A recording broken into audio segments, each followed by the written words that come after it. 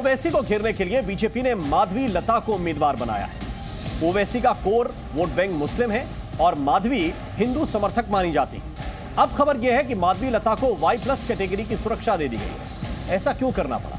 खुद को बेखौफ और निडर कहने वाली माधवी को आखिर किसका डर है? दिखाते हैं आपको इस रिपोर्ट।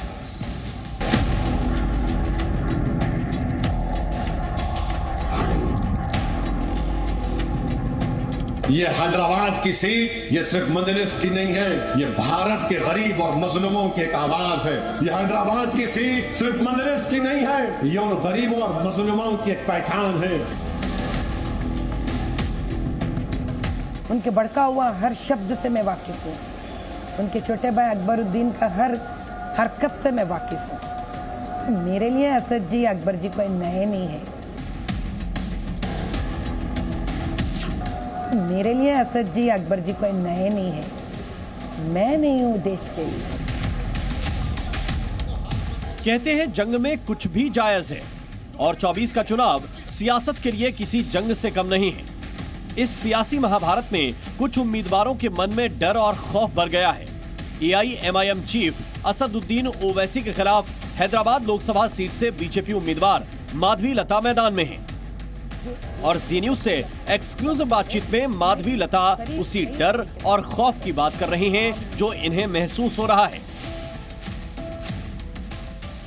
असद जी का हर काम से मैं वाकिफ हूँ। असद जी का हर उस दंगे से मैं वाकिफ हूँ। उनके हर भाषण से मैं वाकिफ हूँ। मेरे लिए असद जी अकबर जी कोई नए नहीं है। मैं नहीं हूँ देश के लिए, पॉलिटिक्स के लिए मैं नहीं हूँ और मेरे लिए पॉलिटिक्स नहीं हो सकती। लेकिन ये धर्म का लड़ाई और सच्चाई का लड़ाई, ये मेरे लिए नया नहीं है। 49 साल की बीजेपी उम्मीदवार माधवी लता एक समाजसेवी और लंबे समय से उस मुस्लिम बहुल इलाके में सक्रिय हैं जिसे असदुद्दीन ओवैसी का गढ़ माना जाता है। लेकिन खुद पर हमले की बात करके माधवी लता ने सनसनी फैला दी। आखिर माधवी लता को किसका डर है? इससे पहले माधवी लता को गृह मंत्रालय से Y+ कैटेगरी की सुरक्षा दी गई है। अब समझिए कि Y+ सुरक्षा क्या है। इसमें आर्म्ड पुलिस के 11 कमांडो तैनात होते हैं। 5 पुलिस के स्टैटिक जवान VIP सुरक्षा के लिए उनके घर और आसपास रहते हैं, जबकि 6 PSO 3 शिफ्ट में VIP को सुरक्षा देते हैं। माधवी लता की हिंदू समर्थक छवि है और ओवैसी भाइयों को डंके की चोट पर हमेशा ललकारती रही है। माधवी एक सामाजिक कार्यकर्ता है और ट्रिपल तलाक के खिलाफ काफी मुखर रही हैं। माधवी का वो बयान सुनिए जब उन्होंने खुद ही कहा था कि बीजेपी ने उन्हें क्यों चुना है। If they have deployed me, I'm a bloody bulldozer. They can't tell that Asad ji is any more the B team. फिर भी they want to clinch to that. My thoughts are so strong that I would not compromise. I'm definitely emotional because I'm more emotional like a mother. Because, you need to have that emotional, I feel we deserve to have that emotional tinge as a politician. Madhavi की इसी साफ गोई ने उन्हें high profile Hyderabad seat में BJP की पहली पसंद बनाया। प्रधानमंत्री मोदी ने भी माधवी की खूब तारीफ की है। पीएम ने सोशल मीडिया प्लेटफॉर्म X पर अपनी पोस्ट में उन्हें असाधारण बताते हुए लिखा कि माधवी लता जी, आप बहुत ठोस मुद्दे उठाती हैं और तर्क और जुनून के साथ ऐसा करती हैं। आपको मेरी शुभकामनाएं। ग्राउंड रिपोर्ट में दावा किया जा रहा है कि ओवैसी को माधवी से जोरदार चुनौती का सामना करना पड़ सकता है, जबकि 1984 से ही इस सीट पर AIMIM का कब्जा है। बीजेपी के लिए हैदराबाद फतेह करना टेढ़ी खीर साबित हुआ है। 2014 में असदुद्दीन ओवैसी की AIMIM ने 53% वोटों के साथ जीत हासिल की, जबकि 32% वोट शेयर के साथ बीजेपी दूसरे नंबर पर रही। फिर 2019 के चुनाव में ओवैसी का वोट शेयर बढ़कर 59% हो गया, मगर बीजेपी को 27% वोटों से ही संतुष्ट होना पड़ा।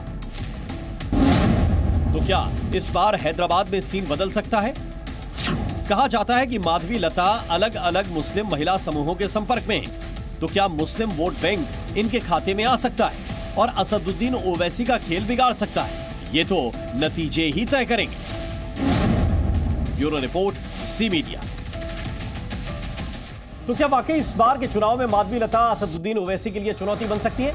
चलिए अब आपको विस्तार से बताते हैं कि माधवी लता है कौन और हैदराबाद में उनकी किस तरह की पैठ है। इसको आपको समझना पड़ेगा। माधवी लता राजनीति में सक्रिय नहीं रही हैं। सक्रिय नहीं रही माधवीलता। वो एक भरतनाट्यम डांसर के तौर पर उनकी पहचान है। मुस्लिम महिलाओं से उनका अच्छा संपर्क है। मुस्लिम महिलाओं के लिए उन्होंने काफ़ी काम किया है। मुस्लिम महिलाओं को वो आर्थिक मदद भी देती हैं। वो 2 चैरिटेबल ट्रस्ट भी चलाती हैं।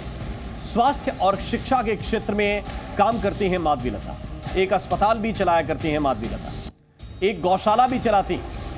सांस्कृतिक संगठनों से इनका अच्छा जुड़ाव है और स्कूल और कॉलेजेस में हिंदुत्व और भारतीय संस्कृति पर भाषण करती हैं, अपने विचार रखती रहती हैं। ये माधवीलता है। चूंकि हैदराबाद में माधवीलता की महिलाओं में अच्छी पैठ है, तो आपको यह भी बताना जरूरी है कि इस सीट पर महिला फैक्टर क्या है, ये आप समझिए। इस ग्राफिक्स के जरिए हम आपको दिखा रहे हैं। कुल मिलाकर 15 विधानसभा सीटें आती हैं हैदराबाद लोकसभा में। यहां कुल वोटर हैं 23,30,549, जिसमें से महिला वोटर हैं 22,39,263।